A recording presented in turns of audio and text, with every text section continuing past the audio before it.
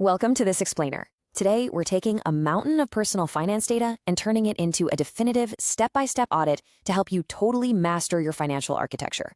Whether you literally just blew out 30 candles on your birthday cake, or you're way past that milestone and looking to retrofit your financial house, you are in the exact right place.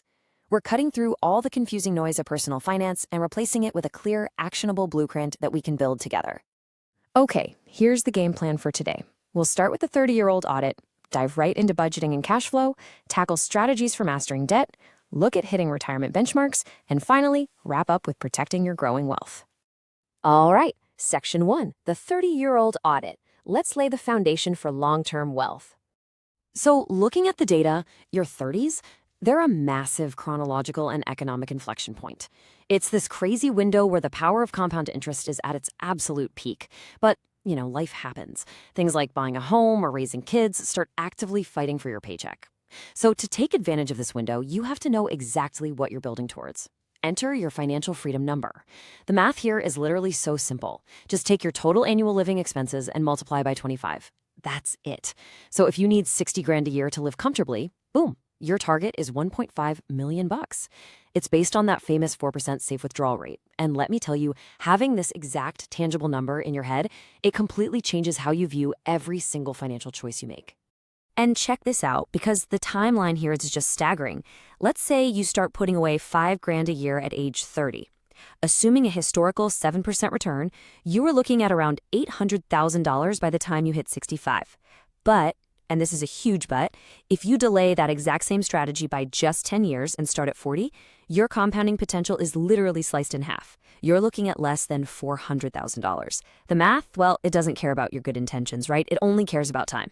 Moving on to Section 2, budgeting and cash flow. Time to pour the concrete. Look, you can't build a skyscraper on a swamp. True wealth architecture comes down to mastering your monthly cash flow, and you need to know where every single dollar is flowing. Take a look at this breakdown. To build a rock-solid foundation, you really want to keep your housing costs under 28% of your gross income. Your total debt limit, so we're talking your mortgage, plus student loans, plus any car payments, the whole shebang, that should never cross 36%. Meanwhile, you've got to fiercely defend a 20% minimum savings rate. Whatever's left over, which is roughly 16% in this model, well, that's your discretionary spending. If your actual ratios look wildly different than this pie chart, that is the very first structural crack you need to patch up. Now, to actually track all this systematically, you absolutely do not need some fancy, expensive software. In fact, communities over on Reddit have pretty much perfected these free spreadsheet tools. Whether you're into the envelope budgeting style of Aspire, or you really love the visual dashboards over at Measure of a Plan, these are phenomenal community-sourced tools that give you total control over your cash flow without having to pay another annoying monthly subscription fee. Okay, so what about that 16% discretionary slice? How do we keep that in check? Enter the 10-10-10 rule. This is an incredibly sticky mental model, and you can apply it to literally any major purchase. Before you swipe your card for that expensive watch or upgrade your car, pause and ask yourself, how am I going to feel about this 10 minutes from now? What about 10 months from now? How about 10 years from now? Honestly, the thrill is usually completely gone by month 10, and by year 10, the item is probably obsolete anyway. It's just a fantastic psychological circuit breaker to stop impulse buying dead in its tracks. All right, Section 3, strategies for mastering debt. Let's reinforce those walls. When it comes to tackling your existing debt, the source material highlights two really fascinating strategies. First up, you've got the debt avalanche method. This one is purely mathematically optimized. You list out your debts, find the one with the highest interest rate, and aggressively attack it first. This strategy absolutely minimizes your total costs over time. But, if you're feeling totally overwhelmed, the debt snowball method might be better. This one is all about behavioral psychology. You just attack the smallest balance first, ignoring the interest rates entirely. Getting those quick early wins builds the behavioral momentum you might need to actually stick with the plan. Both work beautifully. You just have to pick the one that matches how your brain is wired. Okay, Section 4, hitting retirement savings benchmarks. Time to raise the roof on your wealth. It is super easy to feel like you're just throwing money into a black hole without a real target, right? So let's put some specific numbers on the board. These are the milestones experts recommend you hit at each decade. It kind of gamifies the whole process as your salary grows. By age 30, the target is having 1 times your current salary saved up in retirement accounts. By 40, you want to hit 3 times. And by 50, it leaps up to 6 times.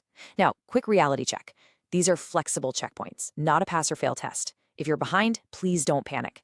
It just means you know exactly how much ground you need to make up. But it gets really interesting when we compare those expectations to reality using actual dashboard data from Empower. Check this out. Savers in their 20s are actually crushing it, aggressively outpacing early goals. They're sitting at 202% of their benchmark. 30-somethings are holding steady, right on track at 103%. And hey, if you're in your 40s and sitting at 95% of the goal, remember, you're the ones navigating massive expenses right now, like mortgages and childcare. You are still well within striking distance. So, how do you catch up or stay ahead? You use this exact order of operations. Think of it as your retirement stacking hierarchy to get the absolute maximum tax efficiency out of your surplus cash. Step 1, completely non-negotiable. Contribute enough to get your full employer match. That is literally free money, a 100% guaranteed return. Step 2, if you have a high deductible health plan, max out that HSA. It is a triple tax advantaged powerhouse. Step 3 is funding your IRA.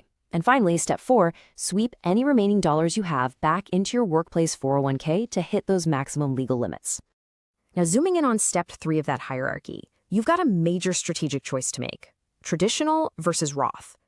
With a traditional IRA, you get a tax break right now. That's awesome if you're currently in your peak earning, high tax years. But with a Roth IRA, you pay the taxes up front, lock that money away, and then, here's the magic, you enjoy completely tax-free growth and tax-free withdrawals later on. For a lot of younger professionals who expect their income to keep climbing, locking in that Roth tax-free growth is an absolute game changer. And while digging into the current IRS rules, I actually found a massive lifeline for anyone feeling a little behind. Starting in 2025, they're rolling out this enormous $11,250 catch-up contribution limit specifically for workers aged 60 to 63. I mean, wow, that is a huge late-stage turbo boost for your 401k that can really help close the gap right before you retire. Now, if you're out there banking raises, maxing out accounts, and wondering, okay, how fast is this money actually going to compound? Just use the rule of 72. It's this brilliant little mental math shortcut. Here's how it works. Say you expect a 7% annual return. You just divide 72 by 7. The answer is roughly 10. That means your invested money will completely double every 10 years. Pretty cool, right? It really puts the crazy power of long-term holding into perspective. All right, our final section. Section 5, protecting your growing wealth. Time to install the security system. Because honestly, what is the point of building all this beautiful architecture if one stroke of bad luck can just tear the whole thing down? There's a fascinating and, frankly, critical point in the data regarding disability coverage. In your 30s, you're actually far more likely to become disabled than to pass away. Because of this, securing an own occupation policy is the absolute gold standard here. It pays out if you can't do your specific job. For example, think about a surgeon who develops a hand trimmer. An own occupation policy pays out, even if that surgeon could technically go get a job teaching at a medical school. And any occupation policy? They might deny that claim entirely. So please, know what kind of coverage you're actually paying for. Also, if you want to stop the state from deciding what happens to your assets, or worse, your dependents, experts stress that you absolutely must have an essential suite of estate documents in place. You need a will, especially to name legal guardians for your kids. You need a durable power of attorney so someone you trust can manage your finances if you're incapacitated.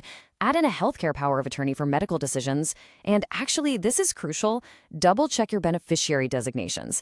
The names listed on your 401k and your life insurance legally override whatever you have written in your will. Seriously, go check those right now and make sure they're updated. And hey, if your 30s include starting a family, just look at the staggering difference a 10-year head start makes with a 529 college savings plan. If you put away just $200 a month starting the day they're born, you're looking at roughly $75,000 by the time they turn 18. But if you wait until the kid is 10 to start that exact same $200 monthly habit, you end up with only about $25,000. It is the ultimate proof that starting early is quite literally the heaviest lifting you can do in personal finance.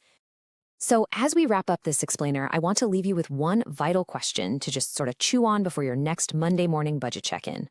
Are your current financial habits building an unbreakable fortress for your future self, or are you just stacking up a temporary house of cards?